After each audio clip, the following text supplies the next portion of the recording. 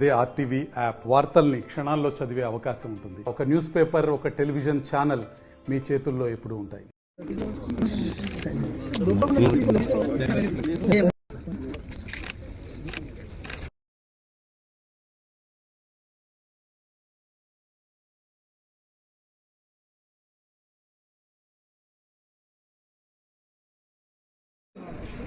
ఇక్కడికైతే ఏ ఇక్కడ వాళ్ళని యూజ్ చేసుకొని ఇన్సూరెన్స్ అందించడానికి హాస్పిటల్గా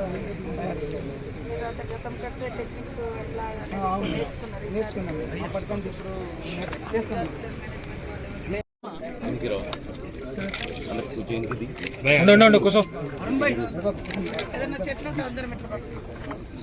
ఓకే రైట్.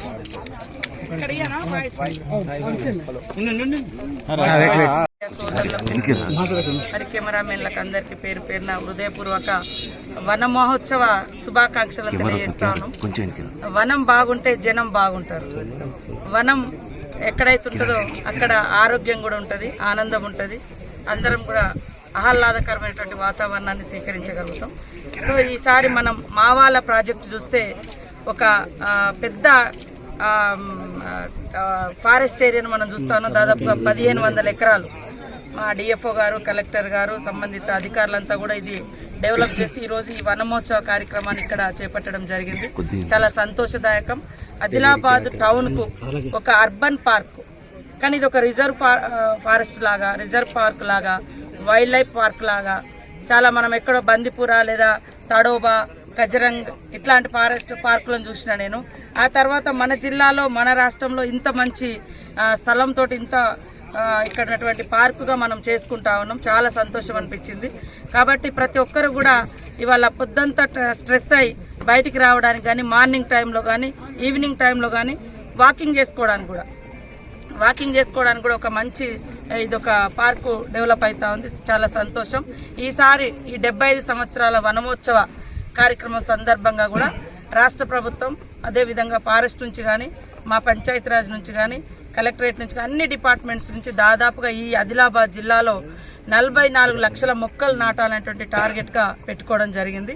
నేను మీడియా సోదరులకు అందరికీ కూడా ఒకటే చెప్తా ఉన్నా, ఈ యొక్క పార్కును విస్తృతంగా బయటకు చూపించాలి. ఎంత అంటే గొప్పగా ఉంది అంటే, ఈ ఫారెస్ట్ను ఆనుకొని చెరువు కూడా ఉంది.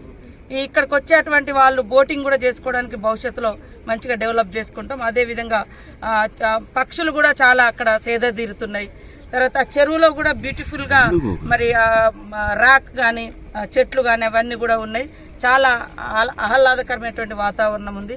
దీనికి అందరం సపోర్ట్ చేసి అందరం ఈ వనమహోత్సవంలో పాల్గొంటూ ఈ పార్కును మరి స్టేట్ పార్కుగా కూడా డెవలప్ చేసుకునే విధంగా ఉండాలని. ఎందుకంటే ఇంత పెద్దగా ఉంది, మంచిగా గుట్టలు ఉన్నాయి, పార్క్ ఉంది. అదేవిధంగా మనం సఫారీలో వచ్చినాం ఈరోజు. సఫారీలో అంటే ఏదో వేరే టైగర్ జోన్కో లేకుంటే ఇంకొకడికి పోతాం, కానీ అర్బన్ పార్క్లో మరి ఈరోజు సఫారీలో రావడం అనేది కూడా చాలా మంచి కాన్సెప్ట్ జరుగుతూ ఉంది. అందరు కూడా సహకరించాలని కోరుతూ మరి స్థానిక ఎమ్మెల్యే గారు కూడా ఈ యొక్క కార్యక్రమంలో పాల్గొంటున్నారు. అదేవిధంగా ఎమ్మెల్యే బొజ్జు గారు, శంకరన్న గారు, మరి కలెక్టర్, అడిషనల్ కలెక్టర్స్, అదేవిధంగా ఎస్పీ గారు, మరి డిఎఫ్ఓ గారు సునీల్, ప్రశాంత్ గారు, మా ఐటీడీఏ పిఓ గారు, ఖుష్బు, ఫారెస్ట్ డిపార్ట్మెంట్ అంతా కూడా ఇక్కడ ఈ యొక్క కార్యక్రమాన్ని చేయడం శుభ పరిణామం. ఇలాంటి పార్కులను మనం పెంచుకుంటే ప్రతి ఒక్కరికి కూడా మంచి శుభ్రమైనటువంటి గాలిని కూడా మనం ఇవ్వగలుగుతాం. సో అందరు సపోర్ట్ చేయాలని కోరుకుంటాం. అందరికీ నమస్కారం. మరిన్ని వీడియోస్ కోసం ఛానల్ ని సబ్స్క్రైబ్ చేయండి. లేటెస్ట్ అప్డేట్స్ కోసం వాట్సాప్ ఛానల్ ని ఫాలో చేయండి. అండ్ లింక్ డిస్క్రిప్షన్ లో ఉంది.